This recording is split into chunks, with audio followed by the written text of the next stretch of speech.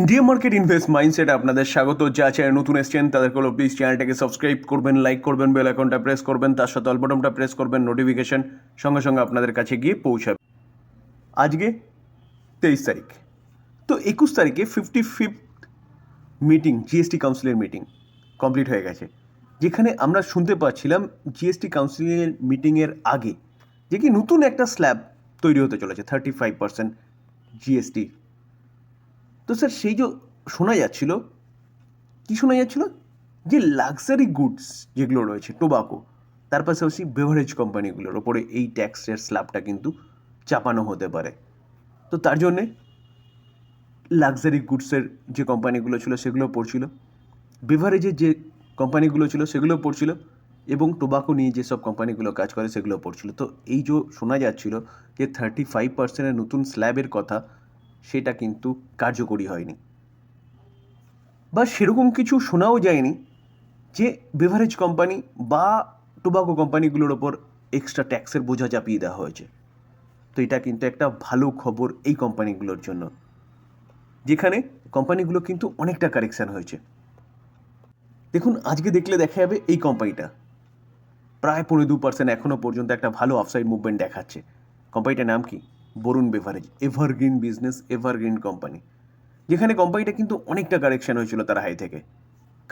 কারণ হচ্ছে 35% স্ল্যাবের আন্ডারে আনার কথা শোনা যাচ্ছিল রিপোর্টের মাধ্যমে, সেরকম কিছু হয়নি। তো এই কোম্পানিটা আপনি রাডারে রাখতে পারেন। এই কোম্পানিটা business model well and good. কী বিজনেস করে স্যার? এই যে বরুণ বেভারেজ বা ভিভিএল, এই কোম্পানিটা ইন্ডিয়ান কোম্পানি, যেই কোম্পানিটা পেপসিকোর যতগুলো প্রোডাক্ট আছে সেই প্রোডাক্টের বোটলিং ডিস্ট্রিবিউশন এর কাজ করে, যেখানে লার্জেস্ট বোটলিং কোম্পানি হচ্ছে পেপসিকোর আন্ডারে।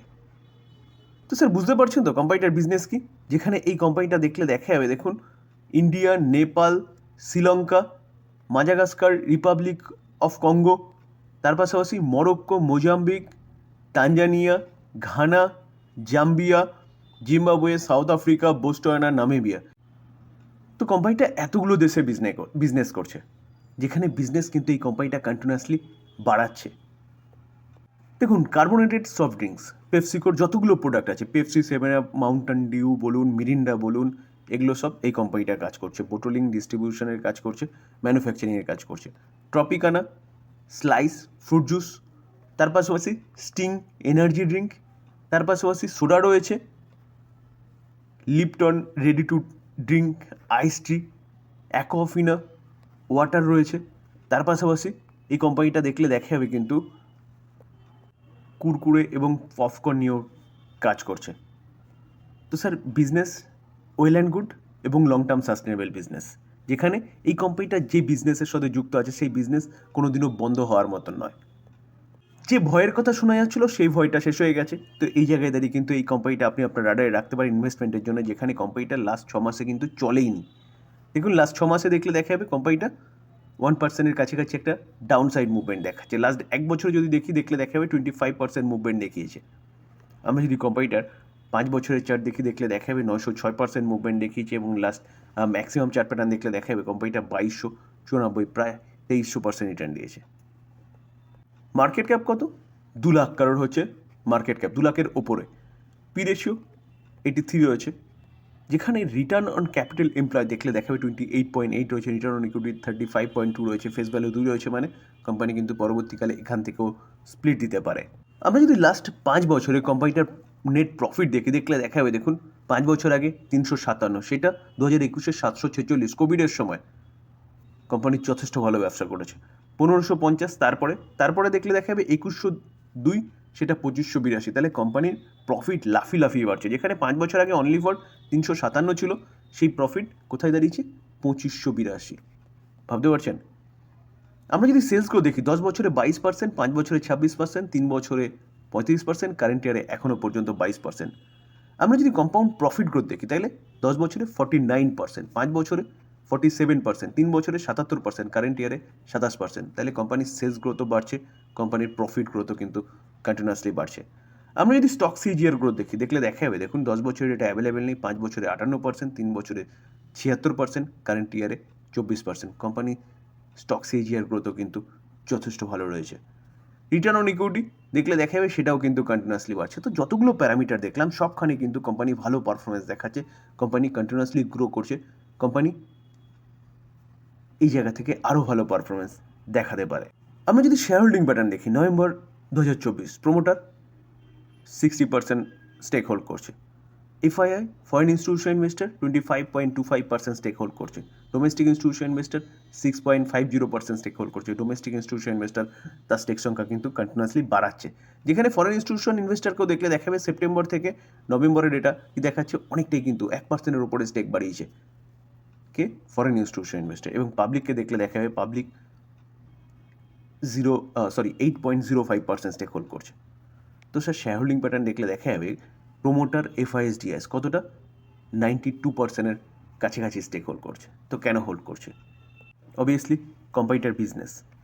তো এই জায়গায় দাঁড়িয়ে কিন্তু এই কোম্পানিটা আপনি রাডারে রাখতে পারেন লং টার্মের জন্য কিন্তু এই কোম্পানিটা এখান থেকে ভালো পারফরমেন্স দেখাতে পারে, কারণ যে ভয়টা সৃষ্টি হয়েছিল সেই ভয়টা কিন্তু কেটে গেছে স্যার। আইটিসি এই কোম্পানিটাকেও দেখলে দেখাবে, দেখুন আজকের দিনে এই কোম্পানিটা 1.60% এখনও পর্যন্ত ভালো অফসাইড মুভমেন্ট দেখাচ্ছে। এই কোম্পানিটার বিজনেস কি? এই কোম্পানিটা হচ্ছে কংগ্লোমেরেট বিজনেস, অনেকগুলো বিজনেস রয়েছে এই কোম্পানিটা। তার সাথে সাথে কোম্পানিটার আরেকটা ভালো বিজনেস কি? সিগারেটের বিজনেস বা টোবাকোর বিজনেস। তো এই কোম্পানিটার ওপরও কিন্তু একটা বলতে পারেন যে বিপদ ঝুলছিল, 35%-এর ট্যাক্সের স্ল্যাব। সেটা 21 তারিখের জিএসটির মিটিংয়ে কিন্তু কিচ্ছু সে নিয়ে শোনা যায়নি। তো তার জন্য কিন্তু এই কোম্পানিটা আজকের দিনে সেলিব্রেট করছে, কারণ 21 তারিখ স্যাটারডেতে গেছে, স্যাটারডে সানডে বন্ধ, আজকে মন্ডে ওপেন হয়েছে মার্কেট। তো এই কোম্পানিটাও আপনি রাডারে রাখতে পারেন, যেখানে এই কোম্পানিটাকে নিয়ে যদি বলেন তাহলে সেফলি ইনভেস্টমেন্টের জন্য বেস্ট কোম্পানি। তার সাথে ভালো একটা ডিভিডেন্ড কোম্পানিটা কিন্তু রেগুলার পে করে, প্রায় 3%-এর কাছাকাছি কিন্তু একটা ডিভিডেন্ড এই কোম্পানিটা পে করে, যেখানে 5 বছরে ডবল এক্সপেক্ট করতে পারেন। তার পাশাপাশি কিন্তু এই কোম্পানিটা আরেকটা ভালো নিউজও পাওয়া যাচ্ছে, যেটা 1 জানুয়ারিতে কমপ্লিট হতে চলেছে, যেটা নিয়ে আমি আগে আলোচনা করেছিলাম। তো যারা জানেন না বা যারা আমার এই চ্যানেলে নতুন এসেছেন তাদের জন্য চলুন আরেকবার দেখে নিই নিউজটা কি, যেটা 1 জানুয়ারিতে হতে চলেছে। স্যার আইটিসি একটু আগে বললাম কংগ্লোমেরেট বিজনেস, যেখানে আইটিসির হোটেল বিজনেস রয়েছে, এবং হোটেল বিজনেস যেটা রয়েছে না, হোটেল ইন্ডাস্ট্রির মধ্যে কিন্তু অনেকটা আইটিসিও জায়গা হোল্ড করে। তো আইটিসি তার হোটেল বিজনেসটাকে আলাদা করার কথা বলছিল, এবং অনেক দিন ধরে কিন্তু সেটা নিয়ে কাজ চলছিল, সব রকম অ্যাপ্রুভাল হয়ে গেছে।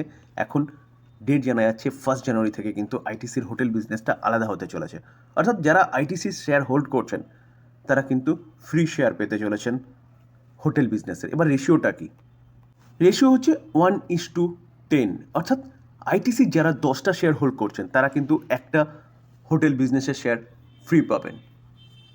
এবার বলতে পারেন যে অবভিয়াসলি যে একটা শেয়ার ফ্রি দিচ্ছে, তাহলে আইটিসির শেয়ার দাম কিন্তু কমে যাবে। এবার আপনি বলতে পারেন আপনি 8টা শেয়ার হোল্ড করছেন, আপনি 7টা শেয়ার হোল্ড করছেন, আপনি 5টা শেয়ার হোল্ড করছেন আইটিসির, বা রেশিওতে যেরকমভাবে পড়ছে আপনার এটা ব্যালেন্স থেকে যাচ্ছে। তো স্যার আপনার যে ব্যালেন্সটা থেকে যাচ্ছে, যে রেশিও অনুযায়ী যা টাকাটা আপনার পাওয়ার কথা, যেহেতু কী হচ্ছে আইটিসির দাম যেহেতু কমে যাচ্ছে, তো সেই রেশিওতে যেটুকু টাকা আপনার কাছে থেকে যাবে সেটা কিন্তু আপনার ব্যাংকের অ্যাকাউন্টে চলে আসবে, ওটা নিয়ে ঘাবড়ানোর কিছু নেই। তো সেই জায়গায় দাঁড়িয়ে স্যার এটা কিন্তু একটা ব্যাপক বড় নিউজ, যেখানে আইটিসির হোটেল বিজনেস অবভিয়াসলি একটা ভালো বিজনেস, যেখানে আইটিসির হোটেল বিজনেসটাও মার খাচ্ছিল। কেন? কারণ টোবাকোর বিজনেসের জন্য, কারণ গভর্নমেন্ট মাঝে মাঝে টোবাকোর উপর এমনভাবে ট্যাক্স চাপায় যেখানে আইটিসিকে কিন্তু বারবার নিচের দিকে নামাতে সক্ষম হয়, বলতে পারেন ওই ট্যাক্সটা। তো এই আইটিসি যেহেতু হোটেল বিজনেসটা আলাদা হতে চলেছে, তাহলে আইটিসি এই কোম্পানিটা কিন্তু হোটেল বিজনেসের উপরে আলাদাভাবে ফোকাস করতে পারবে, এবং হোটেল বিজনেস কিন্তু ভালো গ্রো হওয়ার সম্ভাবনা রয়েছে, কারণ ট্যুরিজম কন্টিনিউয়াসলি বাড়ছে। আমরা আদার্স যে হোটেল কোম্পানিগুলো রয়েছে যেমন ইন্ডিয়ান হোটেল, সেই কোম্পানিগুলোকে দেখলে দেখাবে তারা কিন্তু যথেষ্ট ভালো পারফরমেন্স করছে। তো স্যার যে ভয়ের সংকেত পাওয়া যাচ্ছিল সেটা আর নেই। তার পাশাপাশি 1 জানুয়ারিতে ভালো একটা ইভেন্ট হতে চলেছে আইটিসির মধ্যে। তো আইটিসি এই কোম্পানিটা কিন্তু আপনি রাডারে রাখতে পারেন লং টার্মের জন্য। আমরা যদি মার্কেট ক্যাপ দেখি, অলমোস্ট 6 লাখ কারোর হচ্ছে মার্কেট ক্যাপ। পি রেশিও একদম ঠিকঠাক রয়েছে, পি কোনো হাই নেই।